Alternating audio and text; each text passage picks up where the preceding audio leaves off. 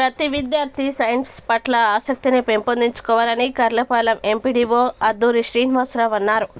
మండల కేంద్రంలో శ్రీ భార్గవి హైస్కూల్ నందు శుక్రవారం జరిగిన జాతీయ సైన్స్ దినోత్సవ వేడుకల్లో శ్రీనివాసరావు ముఖ్య అతిథిగా పాల్గొన్నారు.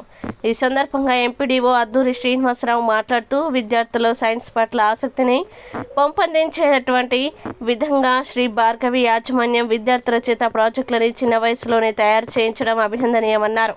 విద్యార్థులు తాము చేసిన ప్రాజెక్టులని చక్కగా వివరించారు. అనంతరం ప్రాజెక్టులని తయారు చేయడంలో అత్యంత ప్రతిభ కనబర్చిన విద్యార్థులకి బహుమతుల్ని అందజేశారు.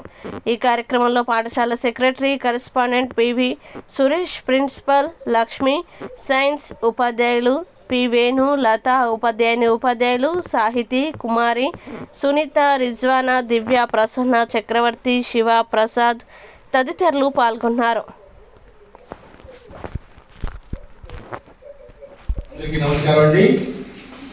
ముఖ్యంగా ఈరోజు సైన్స్ డే కార్యక్రమం సందర్భంగా వచ్చేసినటువంటి మన డాక్టర్ మేడం గారికి, అదేవిధంగా సైన్స్ మాస్టర్ గారికి, మన ఈ భారతీయ స్కూల్ డైరెక్టర్ అయినటువంటి సురేష్ గారికి, ఉపాధ్యాయులందరికీ, స్టూడెంట్స్ అందరికీ నమస్కారం అండి.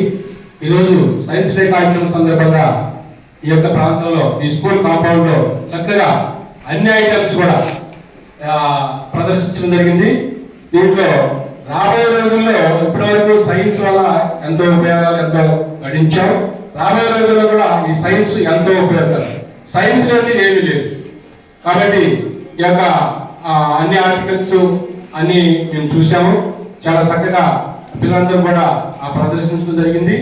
కాబట్టి ఇవన్నింటినీ కూడా రాబోయే రోజుల్లో మీరందరూ కూడా ఇవన్నింటినీ మోటివేట్ చేసుకొని మంచి చదువులు చదవాలి.